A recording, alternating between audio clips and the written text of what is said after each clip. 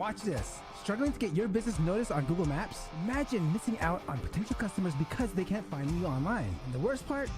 Competitors are getting all the attention.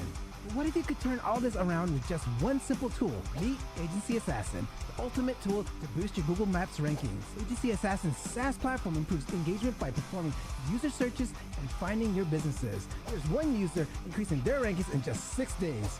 Agency Assassin offers improved engagements, visibility, and higher rankings on Google Maps. This software offers increased CTR, real-time engagement metrics, and unmatched visibility.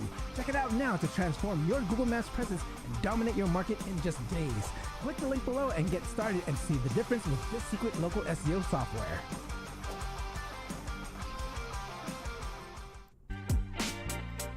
Hey, what's up everyone? Happy Friday. Today, we got a very special guest, Jess, Joyce. And we'll be talking about B2B SEO content strategy. Today is actually the 4-year anniversary of the show. Well, July 8th, actually. So about 3 more days, but this episode will celebrate the fourth year. We've been going live every Friday. I do skip a couple days a year, Christmas and New Year's. Stefan, my man, he's been here with me for all 4 years.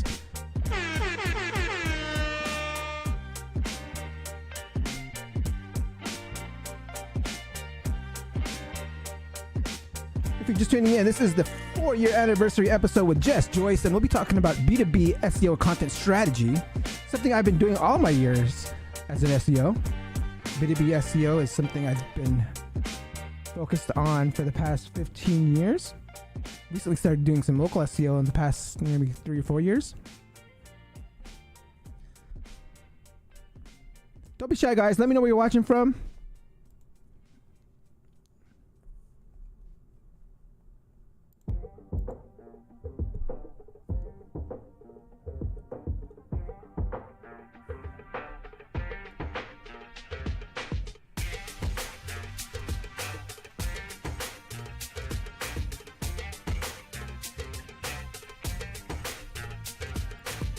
Kenneth, happy Friday, everyone.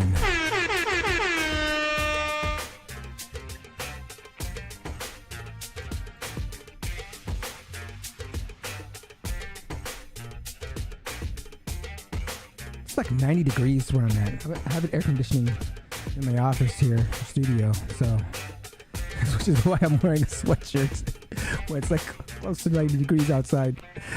Happy 4-year anniversary, Kobe. Thank you, sir.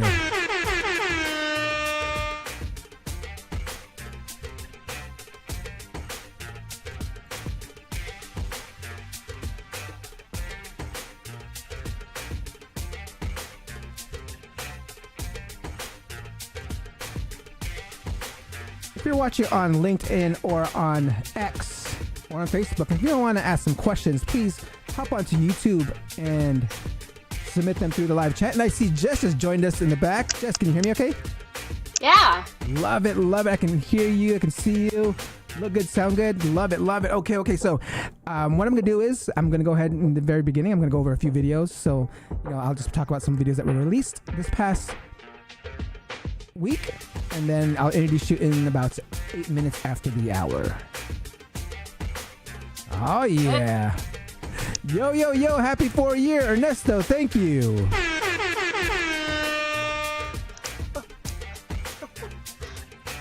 Where are you calling in from? Jess? Canada, Toronto. Canada, ooh, nice. So that's what, about 3 hours, you're about 3 hours ahead? Yes, whereabouts are you? Are you in California? Yeah, California. Yeah, so you're living in the past, yeah. Hi, Jess and Dre, Latanya. Hello, Latanya. If you're just tuning in, we got Jess, Joyce in the back, and we'll be talking about B2B SEO content strategy. And I'm so excited for this episode because this is something I've been doing for the past 15 years. And I love learning new things that I can add to my own B2B strategy. And with the questions I've got, it's probably selfish because I'm asking a lot of questions possibly to help out with my strategies as well. So thank you, Jess. Yeah. Looking forward to Jess help me refresh my strategy for my B2B clients. If you're just tuning in, we got Jess, Joyce, and we'll be talking about B2B SEO content strategy. Don't be shy, guys. Be sure to say hi in the live chat to see a bunch of you out there.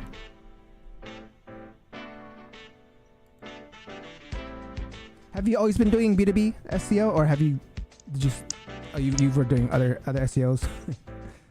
All the things. All the things. So it was like e-commerce and local and all that. Oh yeah. Oh yeah, for sure. Anastasia says, hi Jess, hi Dre. Hello, Anastasia.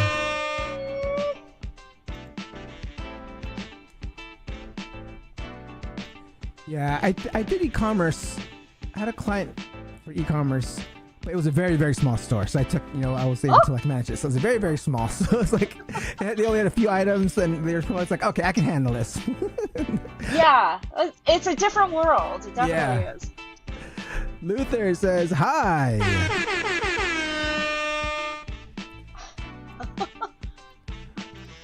If you're just tuning in, we are celebrating our 4-year anniversary episode with Jess, Joyce. And we'll be talking about SEO B2B content strategy. We've got about 4 more minutes to go. Get your shouts out, get your questions ready, and be sure that it's on topic, and ask them and I will address them in the order that they are received. Maddox says, happy Friday. Hello, Maddox. Are you sipping on anything to wind down? I got water ready to go. Yeah. What about you? What do you got in the cup? Decaf coffee. Nice.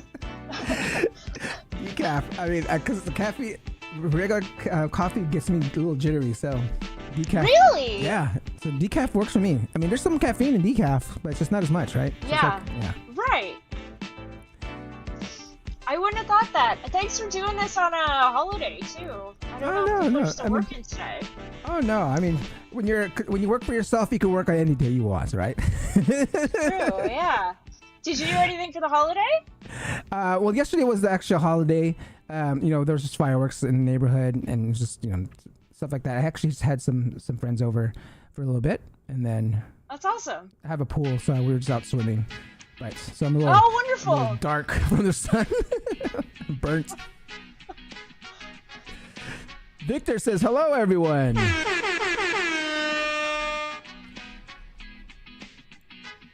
If you guys are tuning in, we just got Jess, Joyce in the back. We're just chopping up a little bit for the pre-show, and we'll be talking about B2B SEO content strategy. So if you have any questions, get them ready and ask them anytime while I'm having my interview, and I will address them at a break and in the middle. So don't think I'm ignoring you. I do see your comments and questions, and I will address it once I find that perfect break.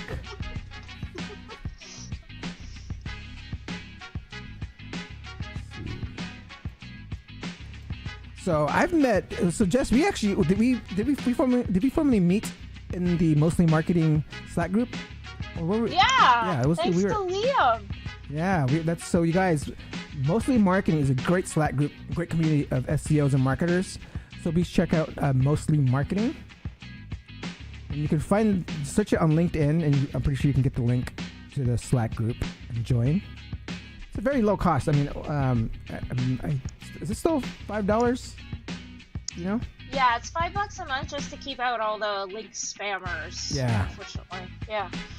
There's lots of groups for them. Yeah, exactly. So like, $5 is nothing, and it does add a filter to have, real quality Slack members within the group to share ideas. Yeah, and we do weekly help out sessions too, and audits, community audits, and wonderful people are always there to be super helpful.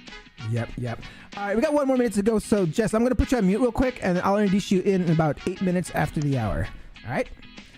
All right. If you're just tuning in, we got Jess, Joyce, and we'll be talking about B2B SEO content strategy. So be sure to get your questions ready while we get the show started.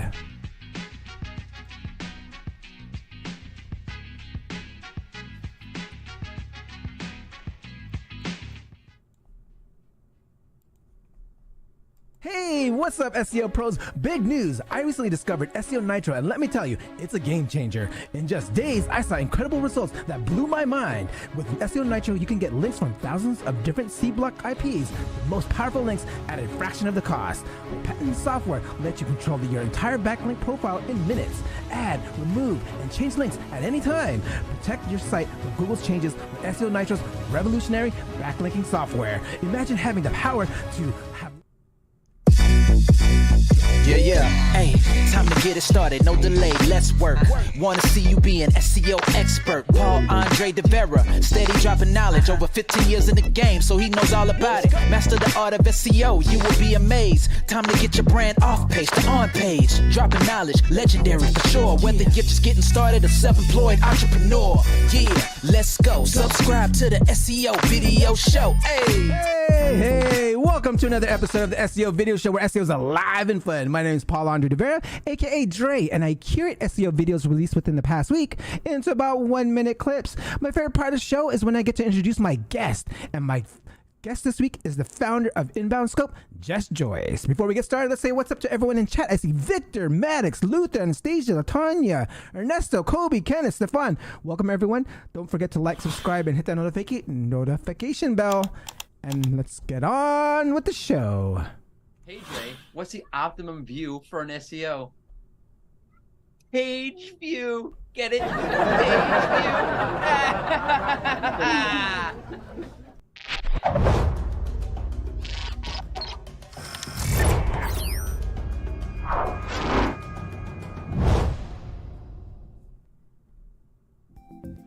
Google has been experiencing latency issues with the GSC search performance reports.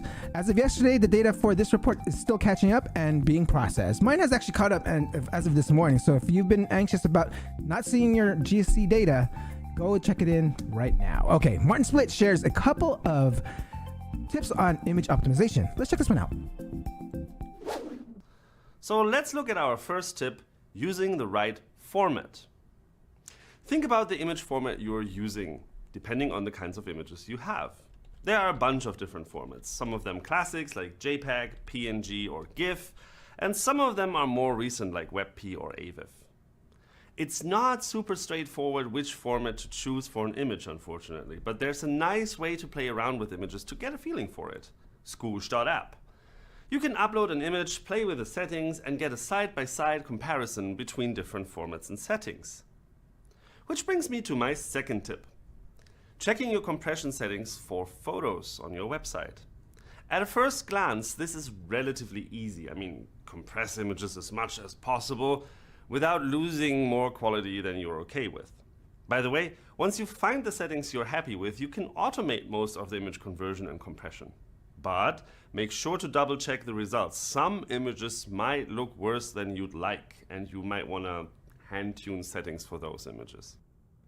SEO Fight Club had a great show on Image SEO this past week, so the link to the video of the SEO Fight Club is in the description below.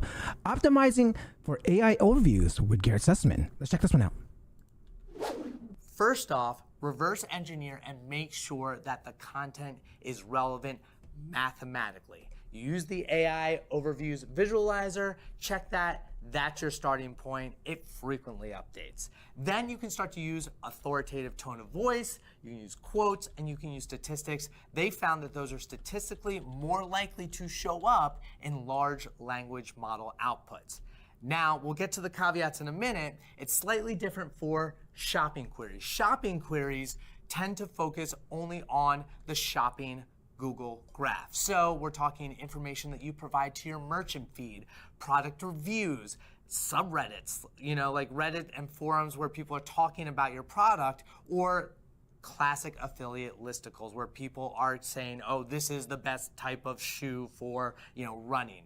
You are more likely to show up in a commercial search if you, kind of standard shopping results, focusing on those. And then finally, local.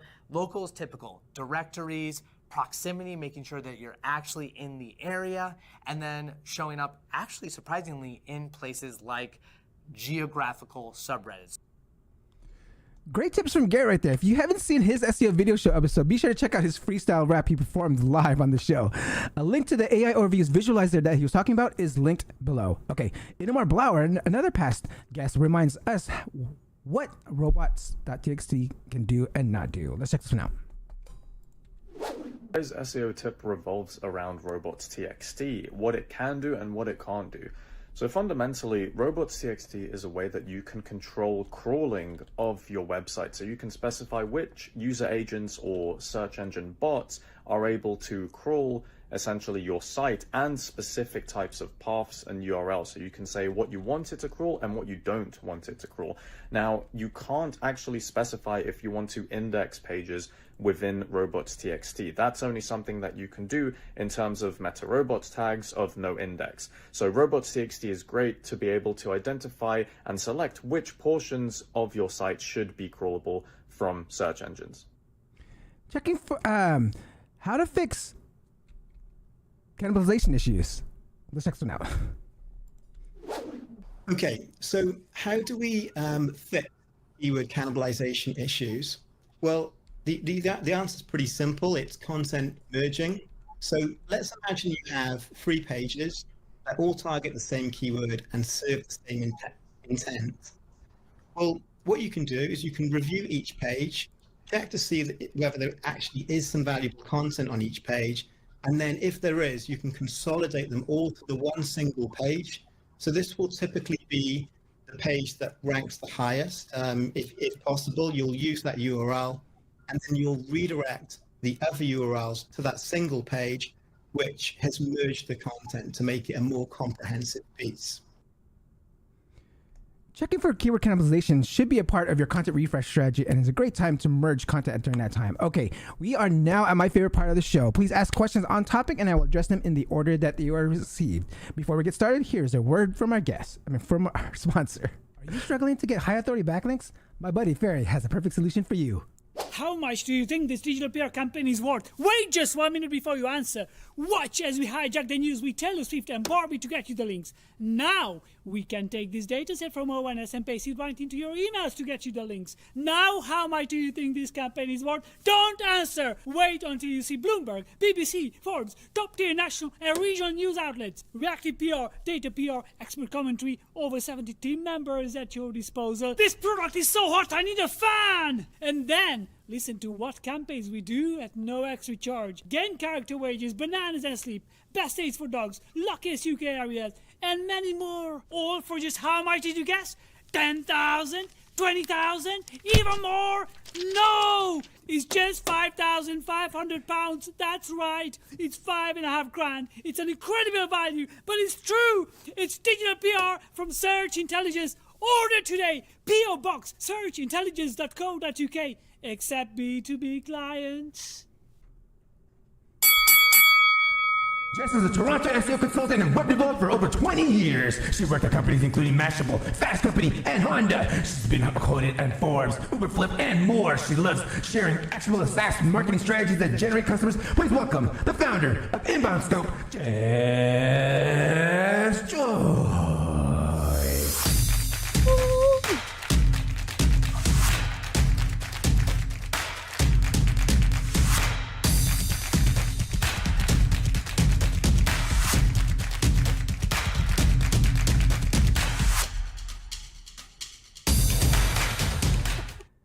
Jess, welcome to the show. Hello! Thanks for having me. Your intros are amazing. Thank you. Everyone, let's give a round of applause.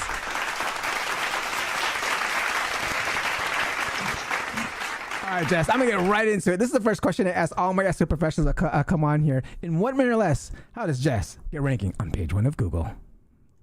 It used to be find your niche, but I feel now it's find your niche in your niche. And then be the expert in said niche. I ranked for, and I still rank for, Hurdle.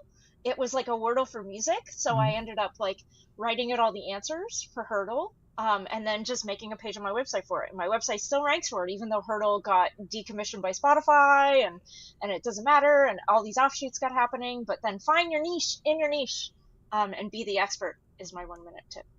Love it, love it. Oh, I didn't hear the boom, but boom! The first knowledge bomb today. Let's hold on. Let me rewind this real quick. Take us way back. Take us way back to 20 years when you first got into SEO and web development. Share your journey.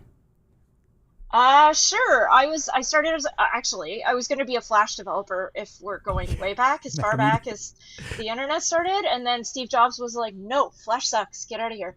So I was like, okay, I'm going to do something else. So I'm a web developer. That's how I started. And the first company I worked for, they were like, we'll hire you as a web developer, but you also have to learn this strange world of SEO. And I was like, cool, okay. So I stayed there for 5 years and did both. And they also were like a hosting company, and they ran their own CMS, and they did customer service and all those things. So I got like this really well-rounded knowledge of everything. But I was the only person who did SEO. So I just kept learning there. Love that. So, how'd you first get into it? So you got into it, but what made you actually interested in SEO? Well, my boss who was at that company, he told me to go to this website and read the algorithm from top to bottom, because it was one page back at the time, apparently. So I read that. And a lot of it just seemed to be front-end dev stuff, right? Like just change an HTML tag, just change this or move this around. And it was all the stuff I was learning in front end, and all the stuff I was doing in front end dev. So it's all coding and meta tags and things. And at the time, it just seemed so easy, and it fit right with my skill set. So it was right up my alley. Love that. So what's this document that he referred you to? I'm curious. I honestly can't find it today. It was just one website. Okay. And I feel like it was black and like had green font on it, but I feel like that's just my GeoCities heart screaming at me, because that was the design aesthetic of GeoCities at the time. But I'll find it one day, because the Internet Archive exists. Like, we know how to find these things. So Yep. Love that. Oh man, GeoCities, that's when you can get your free web pages and put up your hit counter, and just I love those. So did you actually use a program to, like, when you created websites, or were you like coding in like HTML text, Notepad or something? Yeah, I was using like a GeoCities editor when I first started, and then it kind of got me down with its limitations. So then I was just using Notepad. I would just view the page source and then copy the stuff that was in the source and make my own sites out of Notepad. Love that. Okay, so how'd you actually learn it then? How'd you actually learn SEO? I learned it from Moz. Oh, so Moz was it? Yeah, good old Moz, because they were the first ones to really come out and do anything. So Whiteboard Friday was my Friday lunch break. Every Friday I would sit there and watch Whiteboard Friday with my lunch. And Rand, or whoever was around at the time, they would teach me. Plus, at the time, they had Danny Dover working there. And he wrote a book called SEO Secrets ages and ages ago, and I bought that book immediately. So between Whiteboard Friday and Danny Dover and those SEO secrets, it was all a combination of the love of SEO. Love that. SEO secrets. Can you remember if some of that stuff is still actually valid till today? Was he like ahead of his time, or was it kind of black hat tactics? No, I think because he used to work for Moz, okay. I don't think a lot of it was like black hat tactics. So I think it could obviously use an update, as any SEO book could, but I think it's still pretty valid base knowledge.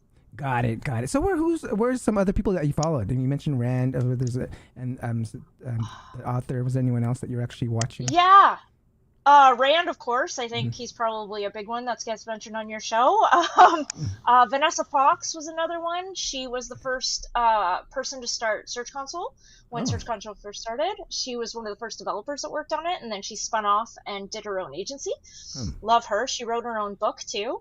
Also a fantastic book to read. And then like Nick Eubanks was somebody that I followed for many, many years until I was in TCT, and now I get to talk to him in Traffic Think Tank, which is another group that's also worth joining if anybody is. And then the last one is the great Aleda, who I don't think anybody should be doing SEO without praising the fact of what she's given back to the community. Love that. And you mentioned a group, Slack group. So you guys, we've actually met, Jess and I met at the Mostly Marketing Slack group, so be sure to check that out. Are there any others? You just mentioned another group. Are there other groups that you would recommend us checking out? 100%. Yeah, Traffic Think Tank is pretty good. It's a great little spot with a lot of smart people in it. And the other one I would advocate for if you are a woman in this space is Women in Tech SEO, which is Arija's group, which is fantastic. No silly questions in that group, and they do a lot of mentorship within it, which is fantastic. Love that. Love that. Okay, now on to the topic of today. I want to get into something you did you actually coin this term, the revenue-led SEO? Because I haven't seen anyone else say it, but I see you talking about a lot. I don't know if we have, but yeah, sure. Okay, we'll take it. all right. So until somebody proves me wrong. All right, there we go. I'm Love happy it. to We're talking to the revenue-led SEO person who coined this term right now. How does it differ than traditional SEO? That, in your words? So instead of just focusing on traffic, which is something that I feel like a lot of SEOs focus on, and rankings, we focus on conversions. Because we find there's a lot of misalignment between the departments within internally. They either have a lack of direction, a lack of resonance, or a lack of results. So either their strategy doesn't stand out and convert, their traffic grows, but it doesn't translate into revenue. So the consequences end up being resources wasted and missed growth targets. So that's why we try to connect as close to revenue instead of just traffic. Got it. Because that makes us more valuable and keeps us on task and keeps them on task too. Love that. Boom. I don't know what's happening to my sound effect on that, but at least the visual's going on there. But I'm going to get it fixed while we're talking here. So if I look away while you're talking, I am listening, but I want to get that sound in there. So, I mean, when you talk about revenue-led SEO, like how do you develop this? How did you develop? I mean, how did you develop it? Like, what inspired you to actually focus on revenue-led strategies? Sure. It's because we find that traffic can bring users. Anybody can rank for traffic. Like my hurdle example that I gave you earlier, my hurdle example ranks and it gets traffic, but I don't need any of that traffic at the end of the day. I don't need to convert any of that traffic into paid users at the end of the day. So traffic can be a little bit of a vanity metric in these situations. Also, traffic can lead to a lot of different intents. We work with a lot of people who have educational queries.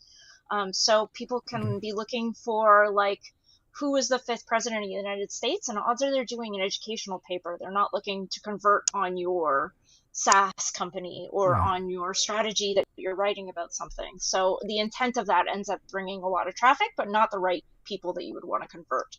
So that's where we try to think of it in revenue terms, being like who would search for something that would want to buy something instead of just who would want to search for something that wants to write a paper for high school. Got it.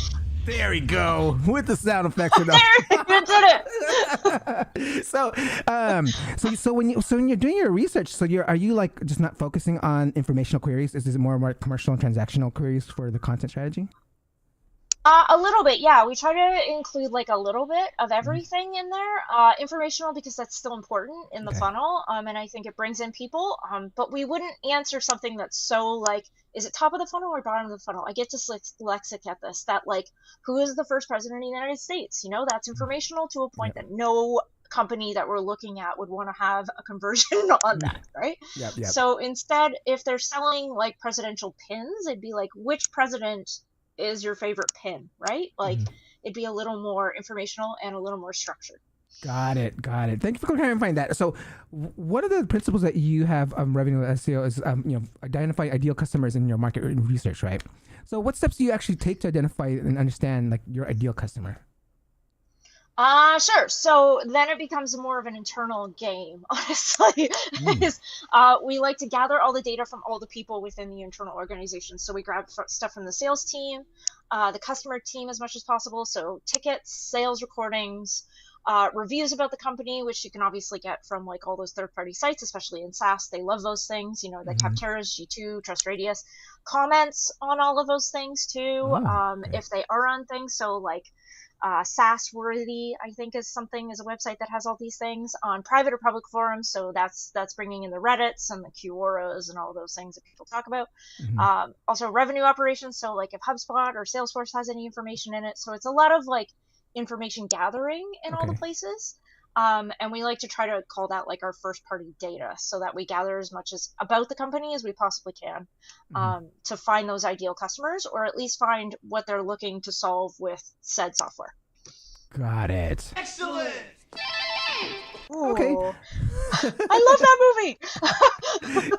So, I mean, with that, I mean, so why is that important? Like, why is this?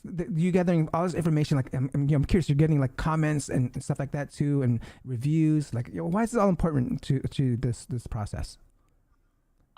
Dare I say it's marketing. It's solving prospects' pain points with all of these things. So we're really looking for aligning the prospect pain points by answering the questions, aka what Google says of being the answer to their question and their pain points.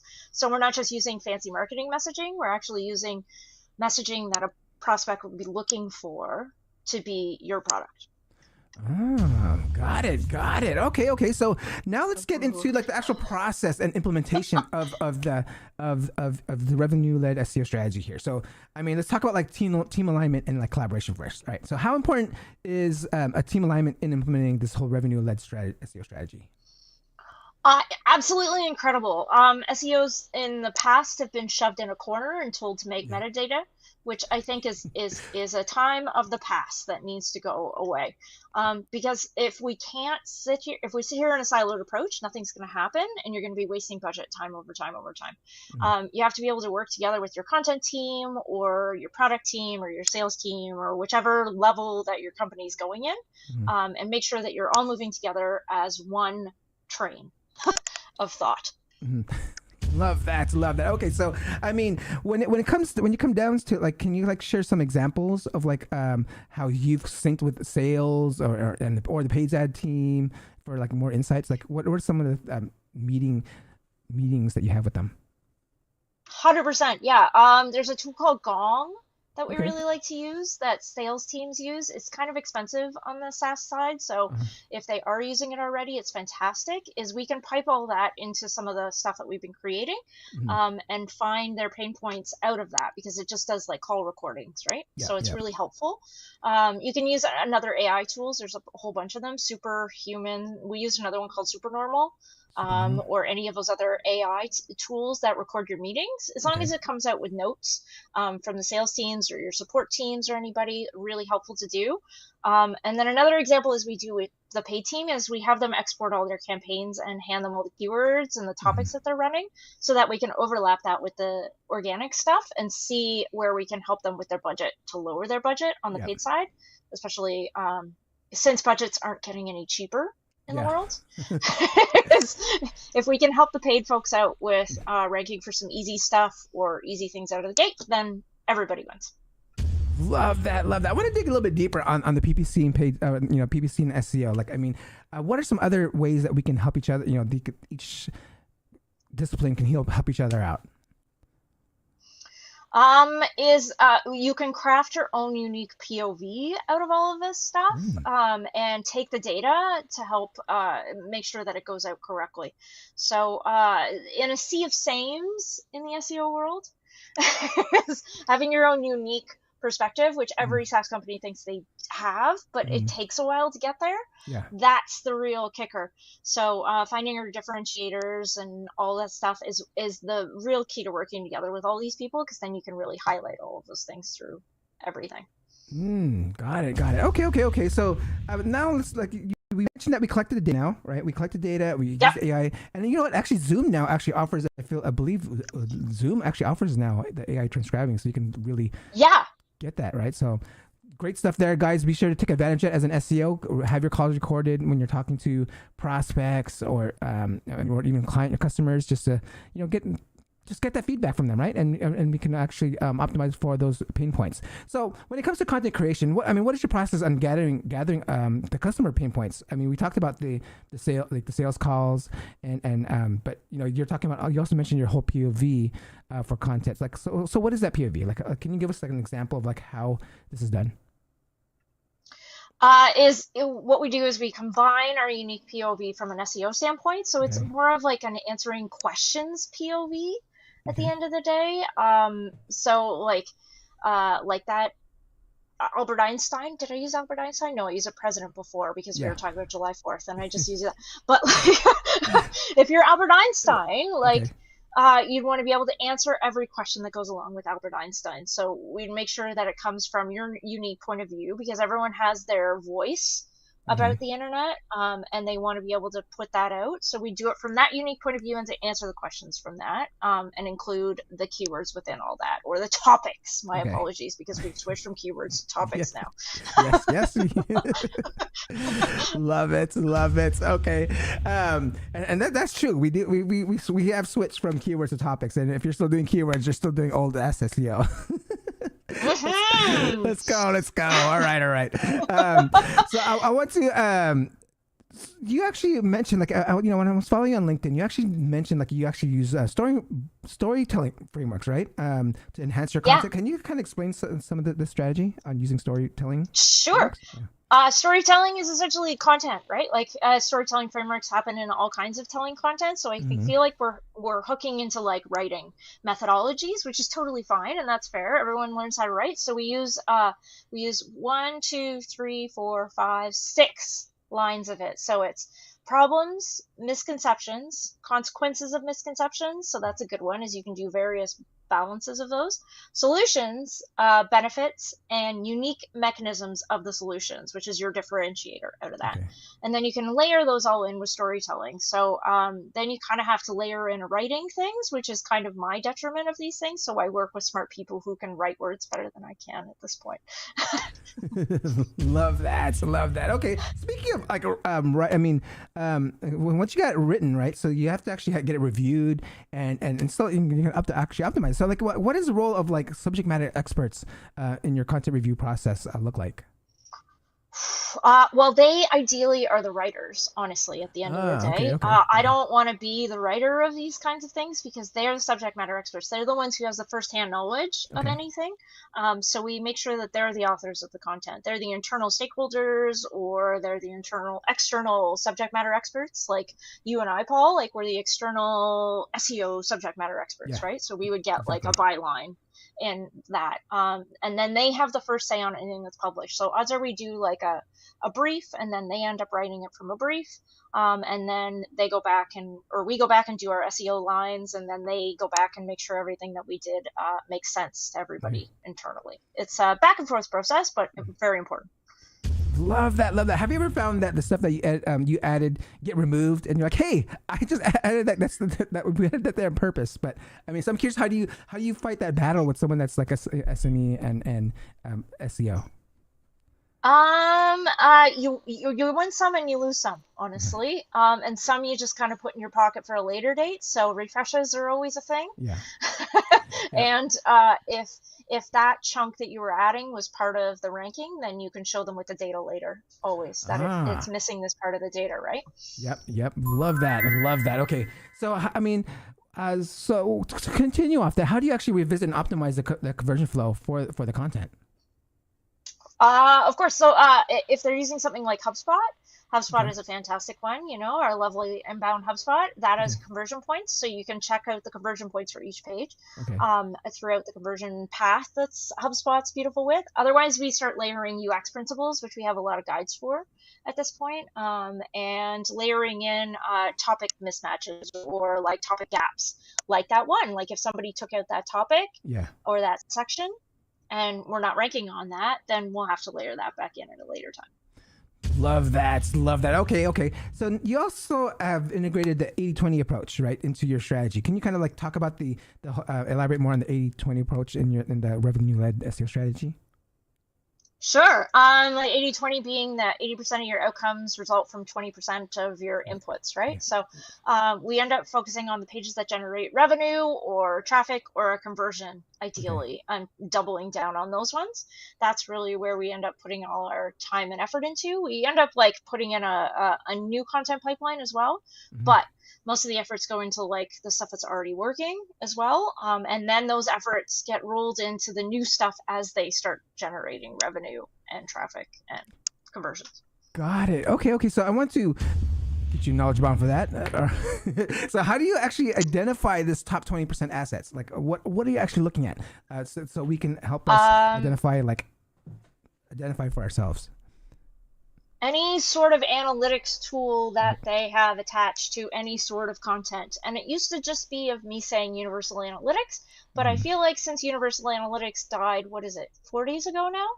Oh, it's officially, it's officially been Yeah. killed, like, finally. Officially been, it's yeah, and the data's been removed. We could say a prayer for universal analytics, but and people haven't really converted or put much love into GA4 as the way that we kind of expected to. So now I just say whatever analytics you're using, we'll take a look at.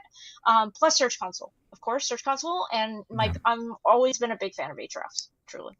Got it. So is it just conversions? Are you going down to even revenue? Like, how far do you go down in the user journey or the buyer's process for companies? Like, yeah, revenue ideal.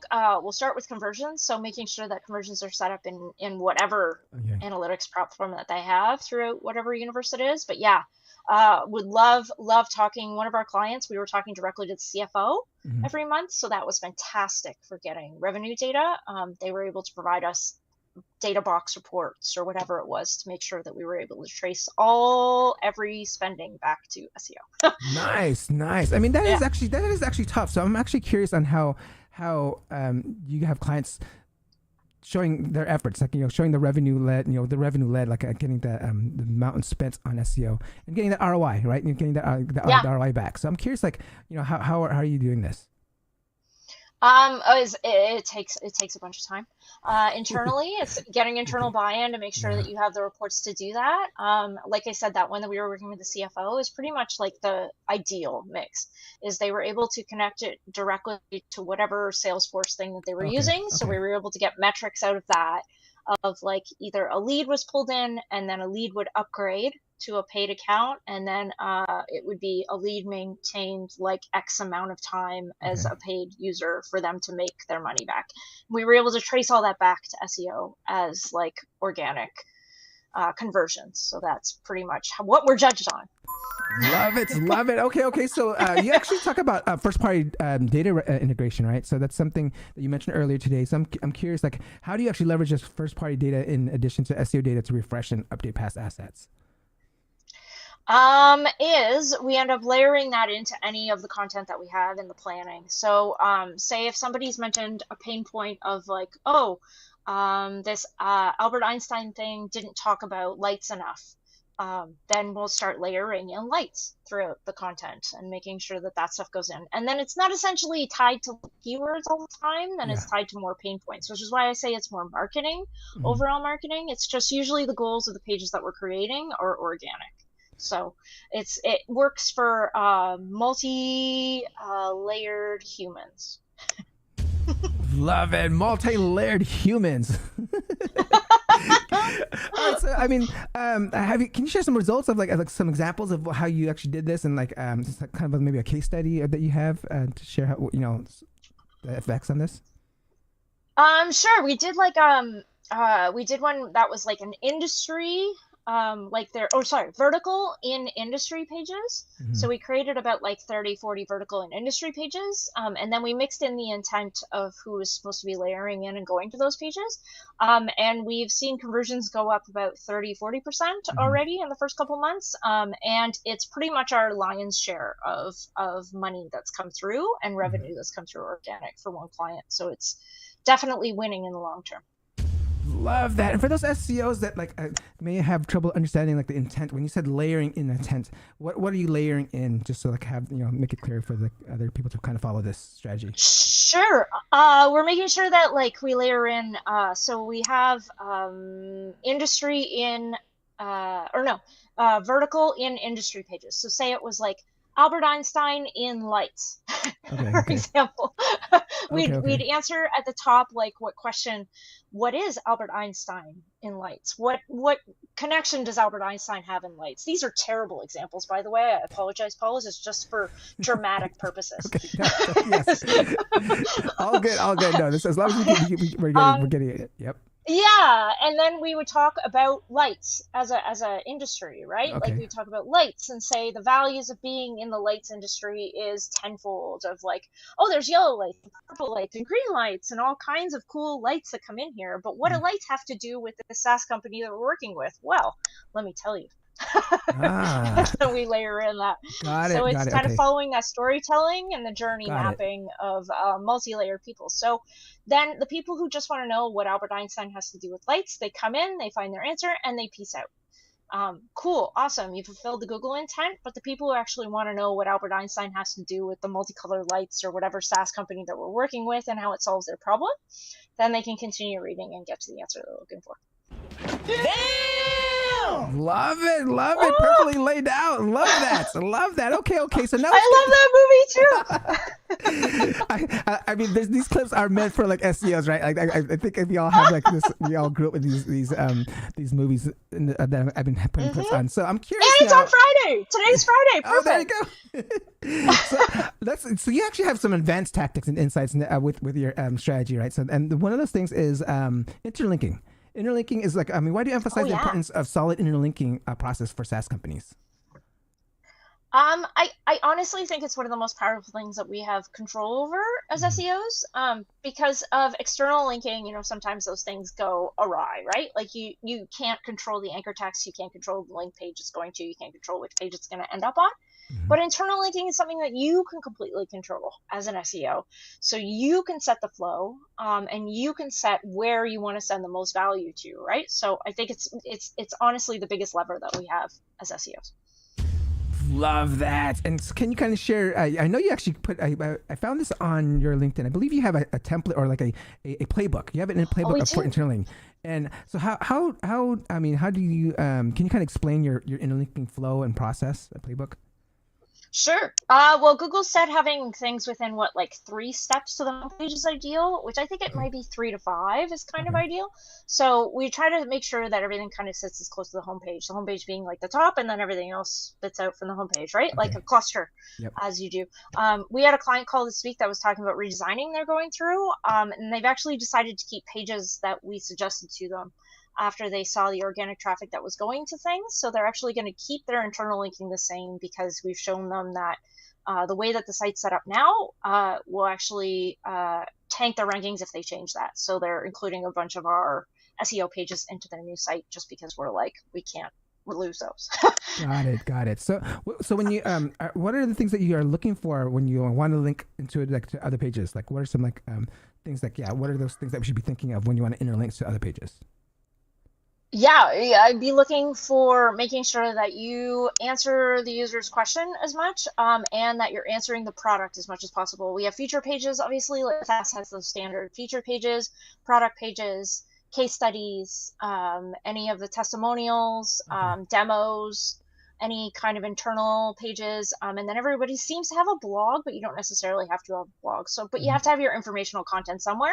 So some people tend to like stick it over in a corner and have like a whole section of informational content, resources, guides, all that stuff in there. So making sure that that stuff's all included in your nav is definitely of utmost importance to me anyway. Love that. I love it. Okay, so you actually mentioned clustering, right? So I'm curious, you've been talking about content clustering planning, right? And that's one of your content. What are content clusters in your words, and how do they ensure messaging that's coherent throughout the site? Sure. Clusters are like a keyword. I know we're not using keywords anymore, but I'm using it. Is a collection of keywords. So saying like Albert Einstein is the top, and then Albert Einstein, like electricity is a sub thing for Albert Einstein, right? And who is Albert Einstein? Where is he born? What's all these things? So you think of it as like the top, and then all the things that come off of it. So we try to do those for all of our knowledge and industry guides and all those as topical hubs, but like keyword cluster hubs. So it's usually like the root keyword is the top of the cluster, and then all the other things kind of spin off of it. Love that. So so what is your process? Like, that bomb. So what is it? So walk us through like your process of actually like creating a cluster for us. Like if you want to go through this content clustering strategy. Sure. So since we work with so many SaaS brands, we tend to like think of things like knowledge hubs. So I saw one, this is not my example, but I've seen this on a very good and a big website today, is they've actually, they're an accounting firm, and they've actually have a how to start an accounting firm. And that's like a hub that they've created at the bottom of their site, which I think is very good as a topical cluster that they have on their site. So we've done similar for our clients of like e-commerce accounting hubs, or like what is the other ones I had in here? Industry guides or industry targeting of like that industry in X pages. Those like I was talking about. Those can be hubs in themselves too. Got it. Okay, so this is something that I actually have a problem with. Not a problem, but I find this challenging when you work with a company that has a high velocity of putting out a ton of content. I'm curious, like, what are some of your topic research of ways to find topics to have the velocity to put out hundreds of articles that are relevant to the company? Like, do you have any like places that you look for besides like the regular tools? I like Also Asked. Okay, Mark Also Williams Cook's tool. I very much like his tool. I've been using that a lot. And Keyword Insights. Saganthan and Andy's tool, big fans of both of those for finding topic suggestions, because I find they're both very on point. And they look at the world differently. So you get two different sides of a coin, kind of, one scraping and the other one's like pulling in other options. So I use both of them pretty heavily, honestly, to build out topical maps or any of those kinds of things. Love it. Do you ever do any kind of competitive research? Like, as a part of the process? I mean, if you do competitive research, like how are you doing like the competitive research? What are you looking for there? Big time. In all our onboarding docs, we ask folks who they think their competitors are, and then we tend to go into the SERPs as well, as much as possible. Search engine ranking pages, and look up their topic, like their overarching topic, and see who else is arguing for that, or trying to rank for that. And then we'll layer in Ahrefs as well, pretty heavily for whatever they're saying as competitors, because they have those keyword gap tools, which I'm such a big fan of. I love their keyword gap tool. It's so good. Love it. Okay, so that's a great tip right there, guys. So I want to make sure, and if you have any questions, please ask them in the live chat, because we are coming close to time. So just be sure to ask them in the live chat if you have any questions, and I will get to them as soon as possible. So now let's go into the mindset shifts, right? Excuse me. You mentioned a common mindset that hurts SaaS marketing executives' bottom lines. Can you expand on this and how to overcome it? Sure. I feel like SEO has matured, and a lot of organizations don't see that it's matured. So treating it as a silo, treating it as just a technical point in the corner that runs quarterly audits is not valuable to your organization. SEO can be much more. So excuse me, including us in every point of the system is much more valuable, and bringing us into those conversations is really where we can bring the most value. Love that. Okay, so I want to go in. How can SEOs actually better align their strategies with the buyer's journey instead of focusing solely on channels? Sure. I think it depends on whatever marketing people you have in your organization, but making sure you align with your demand gen team on whatever they're doing, because odds are they're running campaigns on LinkedIn and Facebook and all those things, and making sure that you guys can see some of that messaging, because that might be beneficial to SEO. Also seeing their conversion flow analysis, because odds are they're running like landing pages. So seeing if that stuff needs to be indexed or it can be leveraged from search is always really great. Also aligning with PPC and sales, because everyone wants to be able to create content in pages, but whether or not those need to be indexed or part of a buyer's flow or conversion flow is really helpful. And then making sure that you brainstorm and leverage this stuff for other purposes. That's not just SEO. Like, not every piece needs to be created for SEO. And if you talk to like one demand gen person, they'll be the first to tell you that, right? So making sure that everybody's on the same team, and we're all going to get the goal of more signups. Love it. We had our first question from the audience from Stefan. Hi, Jess. How do you create a topical map without going too much into informational content? You focus on a different part of the funnel then. So you answer different questions that are closer to the buyer's journey, right? So you end up making something that's a little closer to what people would be looking for. Like I said, that example, that the accounting example, they made a how to start an accounting firm, right? So that's informational, but honestly, the people who would start an accounting firm are their buyers. So at the end of the day, once you get to a certain level, those people would be the ones converting. Love it, love it. I feel like how-to content like converts really well. I think overall throughout the whole industry, how-to, because you're actually giving value right away when you're solving a how-to, because they want to do something and you're providing it with the how-tos. Because when you think about what is like, they just want to know something, but when you want a how-to, you're taking action, right? So that's one of the things why exactly I feel like how-to content is informational, but it's also still like very, very valuable. So. Great tip there, Jess. Make that stuff into guides too. So like you could turn it into a guide on how to do all these things throughout the universe, which is also double play.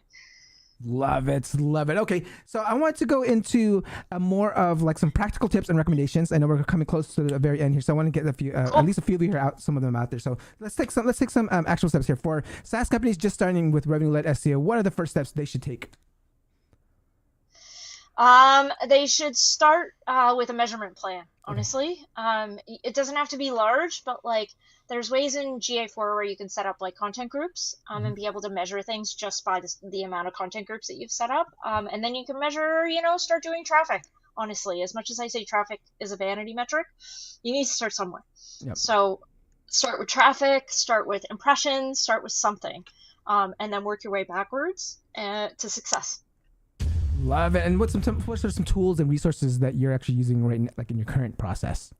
We use DataBox a bunch, honestly, for reporting, and then pipe everything in from GA4 or Looker. We also use Looker a bunch for reporting, and then you can make your custom reports, as well as there's some nice out-of-the-box reports. Christina, and I'll find her full report. Mm-hmm. She does a wonderful report. If you check out my LinkedIn, I've like retweeted it or reshared it. Okay. She just made a new Looker Studio dashboard that's really helpful for doing these kinds of things and highlighting things that are going on with your content.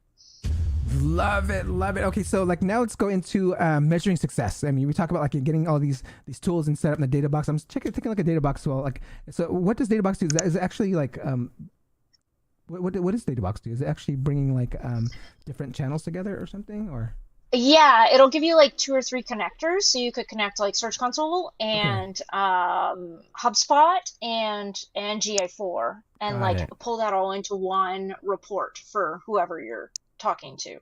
So like getting those qualified user numbers is really easy when you have like a HubSpot connection that connects to those lead forms. Got it. Okay, so what are some of the KPIs then that are achieving like your revenue targets that you focus on, that you always report out to your clients and companies you work with?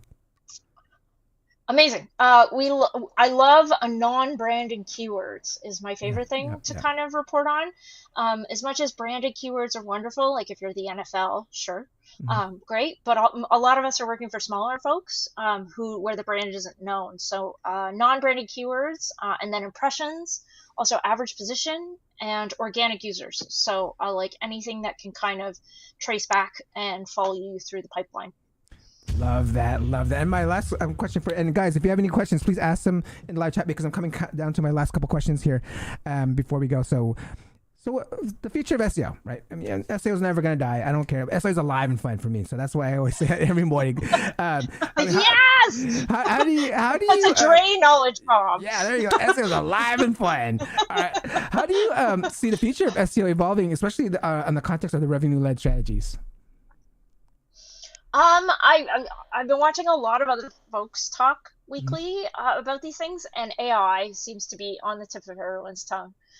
But I see it kind of being a combined model like Google's doing, including some AI and some search stuff. I believe Perplexity's doing a bunch of this too now, is they're including like AI and sources. So they're kind of doing like a Google-ish model. So I don't remember what they're calling that, but there's a model of, I think it's a RAG model or a GAG model. I saw Ethan Smith talking about this last week, and he was mentioning that as a RAG model, as like a combined model, and I completely agree with that perspective. And honestly, there's a whole bunch of new terms that are coming out for like this AI stuff, but to me, and to probably you too, Paul, is a lot of these terms will be the same things that we use in SEO. It'll just evolve into, different prioritization models. Got it. I didn't see any other questions come in here, so I want to go ahead and ask my last question that I ask all my SEO professionals to come on here, is that if someone wants to get into the SEO industry, become an SEO professional themselves, what would your advice be to them? I'd say build a website. The barrier to entry these days is so low. You can run up a Wix website, a WordPress website, Webflow, any of those guys. Doesn't matter. Honestly, at this point, you're just getting the unhands advice. And then pick something that's like a niche of a niche, something that you're interested in, and rank for it. It doesn't have to be something big. Like you could rank for hair ties or something, you know, like purple hair things, you know, like just pick something random or pick something that you're totally into. Find this cool new band that you're into and rank for it. That's what I did. I started a Silverchair website ages and ages and ages ago, and that was like my passion product. So connect it to your passion and then work on something as just a side project. And then it turns into a portfolio for you as well. Love that. Love that. And for this episode to feel complete for you, how can people get a hold of you, and any last comments you would love to give to the audience? Well, thanks for sticking around this long if anybody has, and happy 4th birthday to the SEO show. I don't have a cake or anything, but I took a little magnet from my daughter. Oh, there so you happy go. 4th. Happy 4! Woo! I'm honored to be on the 4th year and the anniversary episode, so thanks for having me on. If you want to get in contact with me, I'm on all the socials. On the LinkedIn is pretty much where we spend the most time. X, I refuse to call it X. I'm on Twitter. And you can always find us on inboundscope.com. Is where myself and my business partner, we run a B2B SaaS marketing. We don't like to call it an agency because agencies just feel weird. We're just folks who try to help you out with your SEO and your organic and practices throughout the internet. So if you want to join and have a chat with me, I'm always happy to have a chat with you. Love that. Love it. Love it. Everyone, let's give a round of applause. All right, Jess, can you hold on for one quick second while I sign off here? Hold on for 1 quick second. All right, guys, that concludes another episode of the SEO Video Show. Don't forget to like, subscribe, and hit that notification bell. It's been 4 years. Thank you for watching today. Stefan, thank you. Brian, Ray, George, Victor, Maddox, everyone that's been on here on the 4-year anniversary episode. Thank you so much for following me this 4 years. Be sure to check out our sponsors, agencyassassin.com, SEOnitro.com, and search-intelligence.co.uk. Until next time, I will see you guys next week. Peace out.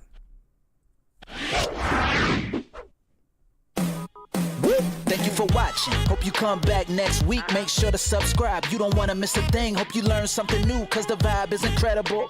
From the special SEO professionals, SEO Video Show. Let's work.